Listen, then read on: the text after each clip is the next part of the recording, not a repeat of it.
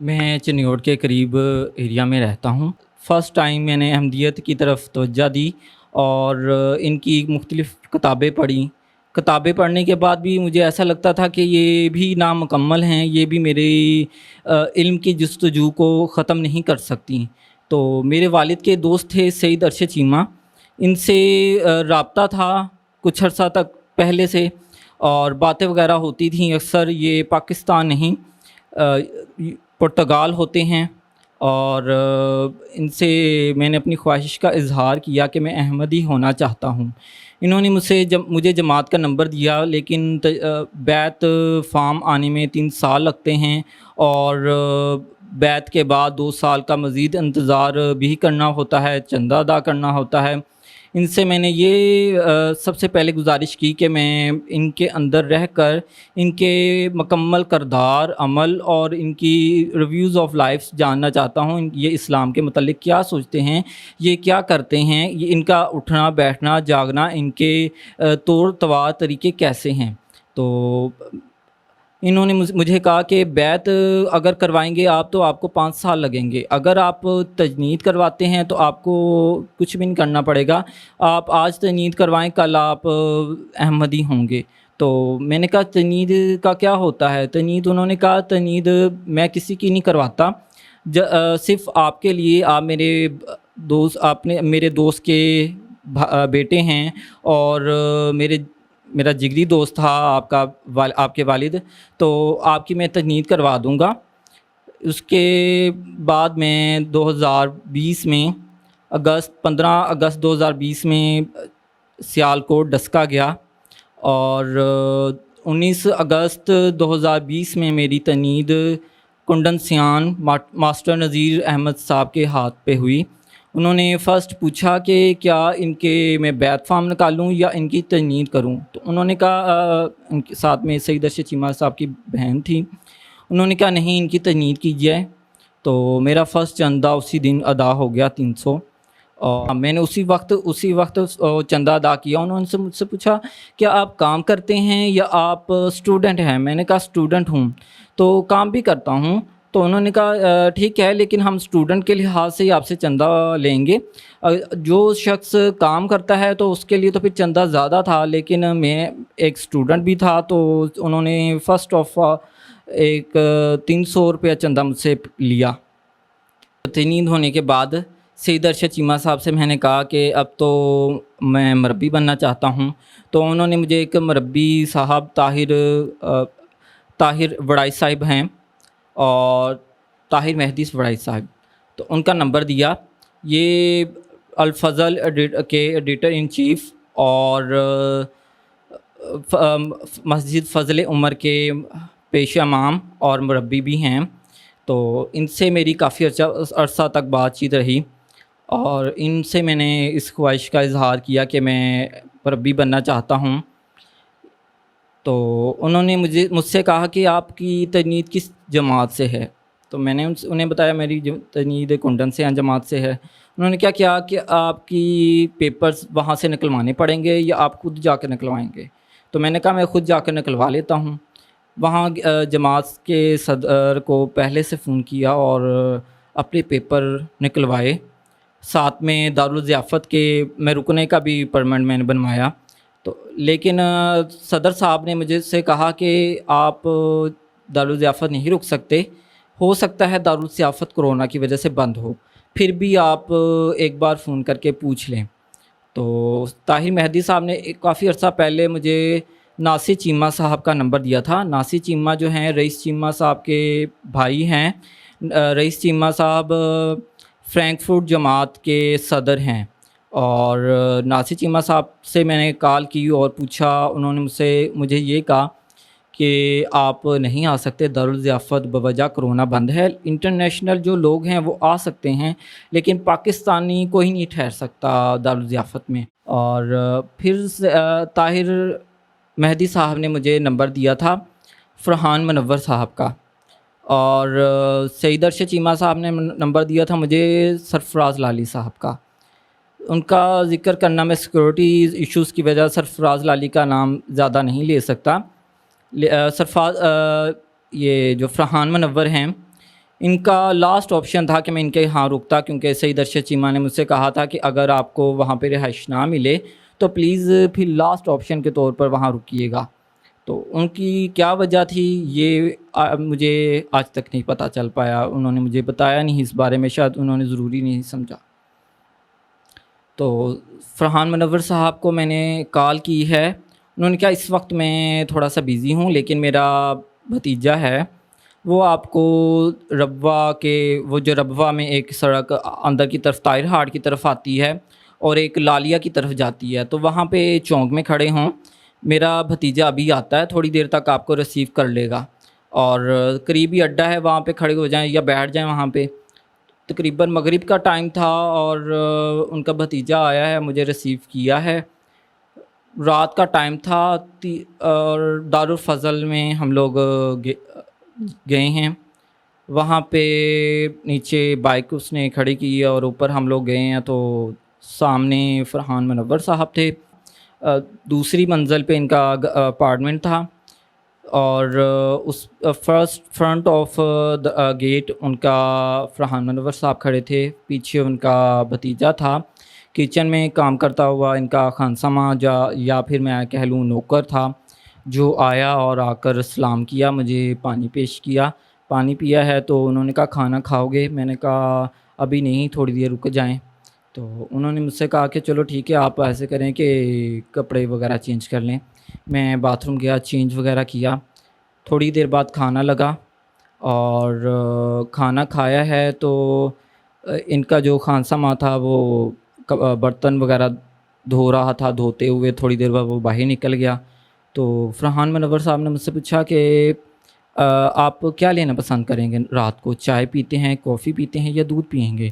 میں نے کہا میں رات کو کافی نہیں پیتا، تو چائے تو مجھے پسند نہیں ہے، تو ایسے کرتے ہیں دودھ پی لیتے ہیں۔ تو انہوں نے مجھے دودھ پیش دیا اور کہا کہ آپ اپنے کمرے میں جا کر آرام کریں۔ اس کے بعد جب مجھے نہیں پتا کہ میں کہاں ہوں، میں لیٹا ہوں، تو لیٹتے ہی مجھے نیند آ گئی ہے، اور پتہ نہیں چلا میں کہاں ہوں کہاں نہیں، اور جب آنکھ کھلتی ہے میری تو میں رسیوں سے بندھا ہوا تھا، میرے ہاتھ جو ہیں وہ ٹانگوں کے ساتھ نیچے بندھے ہوئے تھے، اور گردن میری اوپر کی طرف باندھی گئی تھی، اور اس وقت فرحان منور صاحب میرے اوپر جھکا ہوا تھا،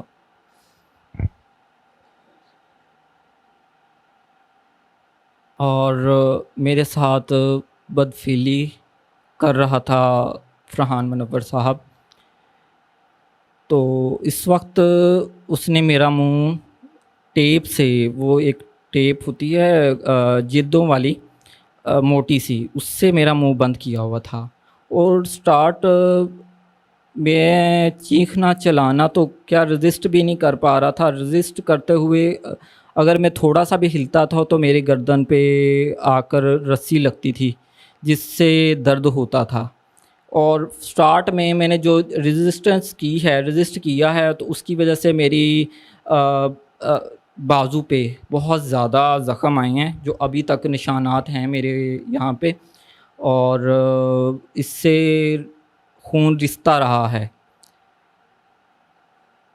اس شخص نے یہ نہیں دیکھا کہ وہاں پہ کون ہوں میں، کیا ہوں، کس وجہ سے آیا ہوں، اور کس جگہ سے تعلق رکھتا ہوں۔ اس رات، وہ رات 2 راتیں میرے لیے قیامت کا منظر پیش کرتی رہی۔ پورا دن میں وہ 8 بجے کے قریب، 8-9 بجے کے قریب تقریباً گیا ہوگا، اور واپس ہی اس کی جب ہوئی ہے ٹائم نہیں دیکھا، تو اس نے دوبارہ سے پھر بدفعلی شروع کر دی۔ اس دن میرا پیشاب میرے بستر پہ نکل گیا تھا، اور اس نے مجھے بہت زیادہ مارا، زرکوب کیا، میرے فیس پہ سگریٹیں سلگھا کر، فیس پہ یہ جو نشان ہیں یہ سگریٹوں کی وجہ سے لگے ہیں، تو میرے ساتھ اتنی بار بدفعلی کی ہے، لوگ پوچھتے ہیں کہ تمہارے ساتھ کتنی بار بدفعلی ہوئی ہے، گنتی کی ہے اس کی؟ تو میں کہتا ہوں میں نے گنتی نہیں کی، مجھے نہیں پتہ کتنی بار بدفعلی ہوئی ہے، کئی بار ہوش میں ہوئی ہے اور کئی بار میں ہوش میں نہیں ہوتا تھا، اور وہ بدفعلی کرتا رہتا تھا۔ جانے سے پہلے میں اپنا نمبر، اپنا لائیو لوکیشن، یہ فرحان منور کا نمبر، یہ مکمل تفصیل میں اپنے دوست، اپنے ایک کزن اور سعید ارشد چیمہ سے شیئر کر کے گیا تھا، اور ساتھ میں واٹس ایپ پہ میں نے لائیو لوکیشن کے ساتھ شیئر کی تھی۔ تو سٹارٹ میں مجھے نہیں پتا کہ ان کے نمبر پہ کالز آئی ہیں فرحان منور کے، یا پھر میرے نمبر پہ کالیں آئی ہیں، میرا فون آن ہوا ہے یا اس نے خود کیا ہے۔ اس نے مجھ سے پوچھا ہے کہ تم نے کس کس کو بتایا ہے تم یہاں آ رہے ہو؟ میں نے کہا طاہر مہدی کو پتہ ہے۔ کہتا اس کے علاوہ کس کس کو پتہ ہے؟ میں نے کہا سعید ارشد چیمہ کو پتہ ہے۔ کہتا وہ کون ہیں؟ میں نے کہا وہ پاکستان میں نہیں ہوتے، یورپ میں ہوتے ہیں، اور نظام میں ایک اعلیٰ عہدہ رکھتے ہیں۔ تو اس نے کہا اور کس کو پتہ ہے؟ میں نے کہا میرے پاکستانی دوستوں کو پتہ ہے، تمہارا نمبر بھی دیا ہوا ہے۔ تھوڑی دیر بعد گیا ہے، آیا ہے وہ واپس، تو اس کے ہاتھ میں کیمرہ تھا، موبائل پہ اس نے کیمرہ آن کیا ہے اور میری نوٹ پکس اور ویڈیوز بنائی ہیں اس نے، اور مجھ سے یہ کہتے ہوئے کہتا رہا ہے کہ تم اب کچھ کسی سے بولو گے تو یہ چیزیں ہیں، یہ چیزیں میں سوشل میڈیا پر اور ایسے ایسے پلیٹ فارم پر لگاؤں گا کہ تم میرے خلاف کچھ بھی نہیں کر سکتے۔ پولیس میں گئے، رپورٹس کروائیں یا کچھ بھی کیا، تمہاری یہ چیزیں میں اپلوڈ کر دوں گا۔ تو اس کے بعد مجھے اس نے گلوکوز کی ایک بوتل لگائی ہے، اور مجھے نیند آ گئی، اور اس کے بعد نہیں پتہ کیا ہوا۔ صبح کے وقت اس نے مجھے میری رسیاں کھولیں اور مجھے کہا ہے کہ کپڑے پہنو، کپڑے پہنائے ہیں مجھے، اور کھانا دیا ہے کھانے کے لیے۔ کچھ 2 نوالے کھائے ہیں، میں سے زیادہ نہیں کھایا گیا۔ مجھے دارالفضل سے اٹھایا ہے، چنیوٹ ختم نبوت چوک میں جو اڈا ہے وہاں کے لیے بٹھا دیا۔ اس نے کئی بار کیا، اس نے کئی بار کہا کب آؤ گے، کب آؤ گے، کب۔ اس نے ویڈیوز بھی سینڈ کی، اور کہ ایک نے کئی بار کیا۔ اس کے کچھ کافی ثبوت اکٹھے کر کے رکھیں اس کے خلاف، اس چیز کے۔ اس کے علاوہ یہ کہ میں اسی انتظار میں ہوں کہ یہ ایک غلطی کرے، اور آج کا میڈیا کا دور ہے، میڈیا پر ایک چیز کسی سے بھی نہیں چوکتی۔ جب ایک غلطی کرے گا وہ مکمل پکڑی جائے گی، اس کی ویڈیو کہیں بھی لگائے گا اور اسے مکمل ٹریس کیا جا سکتا ہے کس نے کیا کس نے نہیں۔ اور میں نے اس سے پوچھا کہ کیا کرنا چاہیے۔ اس نے مجھے کہا ہے کہ علی شیر، اس چیز کے بارے میں یہی کہوں گا کہ آپ کچھ نہیں کریں اور چپ کر جائیں۔ آپ کی فیملی یہ برداشت کر لے گی آپ نے احمدیت جوائن کی ہے، آپ کی فیملی یہ بھی برداشت کر لے گی آپ کرسچن ہوئے، احمدی ہوئے، ہر چیز برداشت کر لے گی۔ لیکن کسی بھی فیملی کے لیے یہ برداشت کرنا بہت مشکل ہے کہ ان کے بچے کے ساتھ ریپ ہوا ہے۔ معاشرہ، سب سے پہلی چیز جو ہے معاشرہ کسی کو معاف نہیں کرتا۔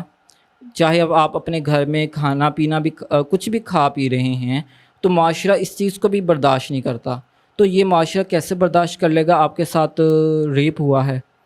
آج بہت سارے احمدی بھی اس چیز کو میں آتے ہیں پاس آ کے یہ کہتے ہیں واٹس ایپ پہ کہ آپ کے ساتھ ہوا، کس سٹائل میں ہوا، کس طرح ہوا، ایسی چیزیں جو پوچھنی نہیں چاہیے مگر پوچھتے ہیں۔ تو اس وقت یہی فیصلہ اچھا لگا کہ میں رپورٹ نہیں کرواؤں گا، اور گھر گیا تو گھر پہ جا کر یہ بتایا کہ میرا ایکسیڈنٹ ہوا ہے۔ اس سارے واقعے کے بعد میں نے طاہر مہدی صاحب سے اس واقعے کو بیان کیا، تو انہوں نے مجھ سے کہا کہ آپ چپ کر جائیں، یہ واقعہ کچھ بڑا واقعہ نہیں ہے، آپ کے ساتھ شاید خواب میں کچھ ہوا ہوگا، لیکن اس واقعے کو چھوڑے پرے، ٹھیک ہے۔ تو میں نے مجھے سعید ارشد چیمہ نے UK اسلام آباد ٹلفورڈ کا ایڈریس دیا ہے، مرزا مسرور صاحب کا، ساتھ میں نمبر دیا ہے ان کا۔ میں نمبرز پہ ٹرائی کرتا رہا ہوں، لیکن کوئی خاطر خواہ مجھے وہ نہیں ملا، رسپانس نہیں ملا۔ تو پھر میں نے فرسٹ لیٹر اور سیکنڈ لیٹر لکھا ہے، فرسٹ لیٹر کا کوئی رسپانس نہیں آیا۔ سیکنڈ لیٹر کے بعد مجھے ایک تو کنیڈا کا نمبر تھا اور ایک تھا امریکہ کا نمبر، اور ان سے مجھے باقاعدہ کالز آتی تھی، ایس ایم ایس آتے تھے، گالیاں دی جاتی تھی، ڈائریکٹ کالیں آتی تھیں، اور کہا جاتا تھا کہ جو آپ کر رہے ہیں یہ جماعت کے خلاف ہے، آپ جماعت کے خلاف نہیں جائیں۔ میں نے کہا میں کسی میڈیا فارم پہ آ کر کچھ نہیں کہا، کچھ نہیں کیا، اور جسٹ میں تو انصاف چاہتا ہوں، میں یہ چاہتا ہوں جماعت اپنے طریقے سے میرے ساتھ جو ظلم اور ناانصافی ہوئی ہے یہ مکمل انصاف کرے میرے ساتھ۔ تو انہوں نے کوئی انصاف نہیں کیا میرے ساتھ، بلکہ مجھے چپ کروا دیا گیا۔ اس واقعے کو تقریباً آج 1.5 سال سے زیادہ عرصہ ہونے والا ہے۔ تو اگر میں شاید اس وقت آیا ہوتا تو میرا آج مجرم جو ہے جیل میں ہوتا، اور مجھے انصاف مل چکا ہوتا۔ یہ بھی ہو سکتا ہے کہ میرا مجرم UK بھاگ چکا ہوتا۔